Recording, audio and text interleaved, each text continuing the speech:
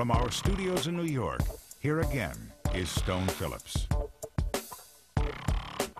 So, which of our hair loss products and procedures works best? We're about to find out as we check in again with our 5 friends from Miami. And the results may surprise you. Once again, Rob Stafford. It's been almost 6 months since we last saw our follicle find. Each of our volunteers is trying a different hair growing treatment. And we've sent them back to Dr. Paolo Romanelli, Take a few more pictures. a professor with the University of Miami's dermatology department. Dr. Romanelli took photos of each of our volunteers at the start of this project and is now taking similar shots. Mainly looking at the crown, I think had some substantial results. As you'll later see, we'll be comparing those before and after pictures and hear Dr. Romanelli's subjective opinion on who has and has not grown new hair. 1 dose in the morning and 1 dose in the afternoon. But first, we sat down with our 5 guys to hear what they think.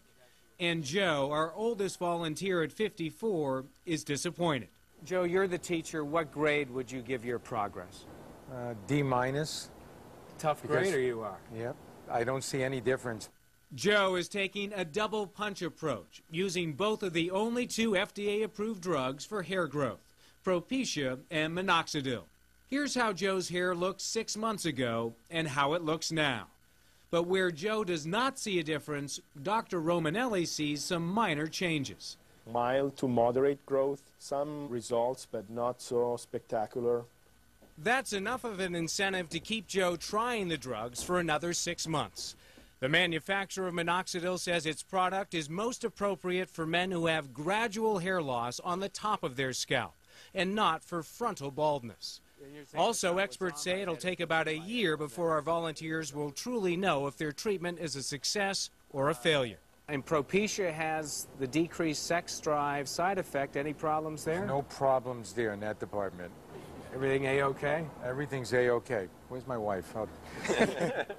George, you're on the laser comb. Yes. Have you noticed a difference? You know what? I think I have. George, our twin who is married, says he regularly uses his laser comb. It's a $700 device that emits a low-level laser that's supposed to stimulate the scalp. This is George 6 months ago. Here he is now. Dr. Romanelli, who did not know what each of our volunteers was using, feels George had good results. I see some new follicles. I think the results were very encouraging. That is fantastic. More hope into the future as I continue to use the comb. Richard, you had Propecia, right? Yes. Any change for you? It seems quite fuller than it was, and other people have commented on it too. So that's encouraging. Here's Richard, our single twin 6 months ago, and here's how his hair looks now. Richard had some moderate growth, mainly in the bitemporal areas. Any of the ladies noticed a difference in the hair? Oh yes, especially the hair on my chest. They really like that. but they really like the fact that I have a good combo effect now. Eat your waffle. Hector, our computer support technician, is taking Viviscal, the fish-based product imported from Finland. You told me that your expectations were very low. Right. Notice any change at all? The only change I've noticed is that my hair stopped falling out. This is how Hector's hair looked 6 months ago. Here's how it looks now. Hector, unfortunately, is the most disappointing one. On the bitemporal area, I don't see any growth. Still, Hector feels he has had some success because his hair has stopped falling out. It's also stopped drying out.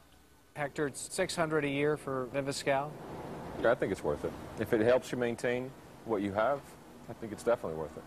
The company that makes Viviscal says people who are in the early stages of hair loss likely benefit most from using their product. Hector's been losing his hair for more than 10 years. But when it came to growing hair, there was unanimous agreement about our last volunteer. Take a look around. Who do you think grew the most hair? Yeah, he's getting a little cocky now. More conceited now, yes. He's too confident now. We don't like him. But Paul was not feeling confident 2 weeks after he had his $10,000 hair transplant. Back then, he was in a panic. You know, I'm freaking out a little bit. It's thinned out considerably right there in that same area, because in between that area, there was a lot of grafts put in that area. So. His scalp was traumatized right after the surgery, and he actually lost some of his existing hair. That looks good. The grafted area looks good. Paul's doctor reassured him it's not unusual to lose hair right after a transplant. I just have to don my hat for a little while longer, and you know, that's what we're going to do. But what's happened since then? Here's how Paul looked 6 months ago, and here's how he looks now. He's thrilled with his new growth. I definitely see substantial growth in the bitemporal areas, in the two temples. Every day I look at it, and it's like, wow, more hair is coming in. Hey, Paul. Hey, Doc. How's everything going, man? Good. Paul, who hasn't taken a family photo in years, Whoa, we've got some action going on up there. Yeah. is changing. He's become friends again with the mirror and something else. I actually have my brush with me. And at the beginning it was a smaller brush. This has gotten bigger. He's kind of like getting a larger size. I'm going to get the turbo one. It was half that size when he just become started. metrosexual. You ready to join a heavy metal band yet? Not yet. Not yet. So far, Dr. Romanelli says he's seen minimal to substantial growth in 4 out of 5 of our men. We're going to check back in another 6 months to see how they're all doing after a full year. It's important to remember our Dateline Hair Project is an unscientific exercise. Your results may be different. Consult your doctor before starting any of these treatments. And while Paul already feels transformed, there's another big change coming for his family this holiday season. I believe my daughter, who is now 10, was the last time we had a Christmas picture with all of us together. 10 years ago. Yeah. So my other 2 kids have no Christmas pictures with Mom and Dad. Until now. Till now. Absolutely. And we wish them all luck. That's all for this edition of Dateline Friday. We're off Sunday, but join us for Dateline Monday. Princess Diana, as you've never seen her. Tapes broadcast for the first time. Diana Revealed, Monday at 10, 9 Central.